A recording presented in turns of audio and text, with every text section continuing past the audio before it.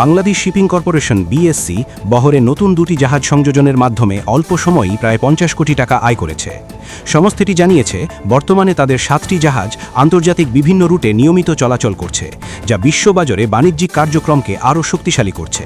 বিএসসির ব্যবস্থাপনা পরিচালক কমোডর মাহমুদুল মালেক জানান, সংস্থার জাহাজগুলো যুক্তরাষ্ট্র, অস্ট্রেলিয়া, এশিয়া, আফ্রিকা ও ইউরোপের গুরুত্বপূর্ণ বন্দরে নিয়মিত পণ্য পরিবহন করছে।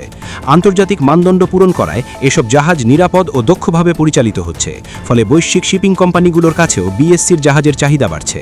বুধবার 8 এপ্রিল চট্টগ্রামে সংস্থার সম্মেলন কক্ষে আয়োজিত এক মতবিনিময় সভায় এই তথ্য জানান বিএসসির ব্যবস্থাপনা পরিচালক কমোডর মাহমুদুল মালেক।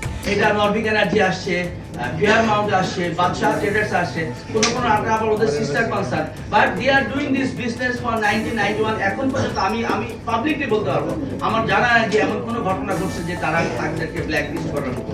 এবং নরভিক এনার্জির নামে কোনো এখন তো অ্যালিগেশন আছে, বিকজ আমি পররাষ্ট্র মন্ত্রণালয়ের কথা বলি রেগুলার, আসছে এই জাহাজের মালিকানা সংক্রান্ত তাদের অ্যাপ্রিহেনশন ছিল আর ক্রু দিয়ে। এবার আসছে এখান থেকে একটা কোশ্চেন হচ্ছে যে এটা লস কতটুকু। এখানে বিপিসির কোনো লস হবে না, বিএসসির কোনো লস হবে না, তবে একটা কনসেনসাস ডেভেলপ করবে। আমি একটা সুন্দর একটা তথ্য বের করেছি। এই যে জাহাজের মালিক দ্যাট ইজ হচ্ছে নর্ডিক আমেরিকা, এটা বারমুদা পাবলিক একটা কোম্পানি যার বড় মালিকানা আছে, নর্ডিজিয়ান ওনার। এটা ছিল এটা লাস্ট ভয়েস, এই ভয়েসের পর একজনকে সেল করে দিবে। এইটা চলে যাবে আরবিট্রেশনে। এটা আমি যত কালকেও আমি কথা বলেছি যারা এটার সাথে জড়িত, এটা আরবিট্রেশনে চলে যাবে, কারণ প্রায় 1.5 মাস ধরে আছে। মালিক তো এত টাকা লস করতে চাবে না। আবার বিপিসি দেওয়ার কোনো সুযোগ নেই, বিকজ ফোর্স মাজার, বিপিসি তেলই পাই নেই, তা তো উচিত দেওয়া। আবার যারা নরভিক এনার্জি তেল ক্যারি করছে তাদেরও একটা বিষয় আছে। তবে এটা আরবিট্রেশনে যাবে। তবে এটুকু আপনাকে আমি পরিষ্কার বলতে পারি, বাংলাদেশ শিপিং কর্পোরেশন এবং বিপিসির পক্ষে আমি বলতে পারি এখানে কোনো পেনাল্টি আসার কোনো সুযোগ নাই।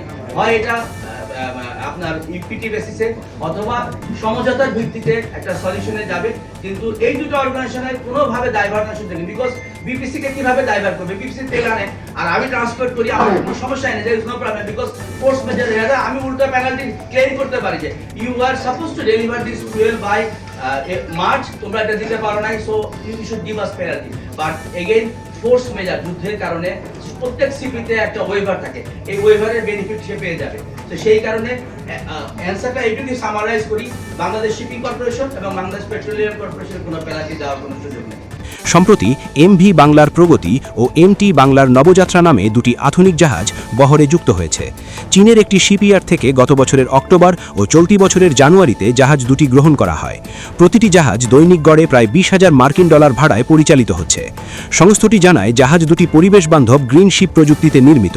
মূল ব্যবসা হচ্ছে জাহাজ ধরতে এবং জাহাজ পরিচালনা করা, সেটাতে এফোর্ট দিতে হবে, দিয়ে এই সংস্থাকে অনন্য পর্যায়ে নিতে হবে। বিকজ আমি দেখেছিলাম যে মেরিটাইম সেক্টরে জাহাজের ব্যবসা অত্যন্ত প্রফিটেবল, বাট কন্ডিশনাল অপারেশন এবং মেইনটেনেন্স অত্যন্ত সুচারুভাবে করতে হবে।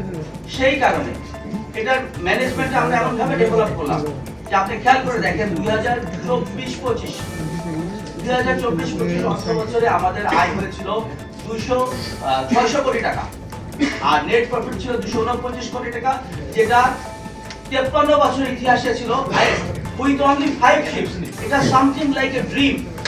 5টা শিপ দিয়ে 600 কোটি টাকা আয় করা,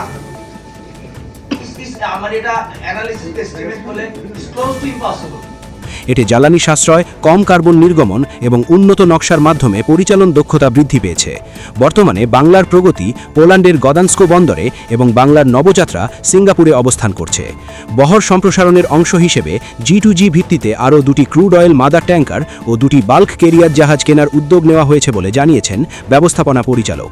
তিনি আরও জানিয়েছেন এই বিষয়ে চীনের সঙ্গে ঋণ চুক্তির প্রক্রিয়া এগিয়ে চলছে। এছাড়া আরও দুটি প্রোডাক্ট অয়েল ট্যাঙ্কার কেনার পরিকল্পনাও মূল্যায়নাধীন রয়েছে।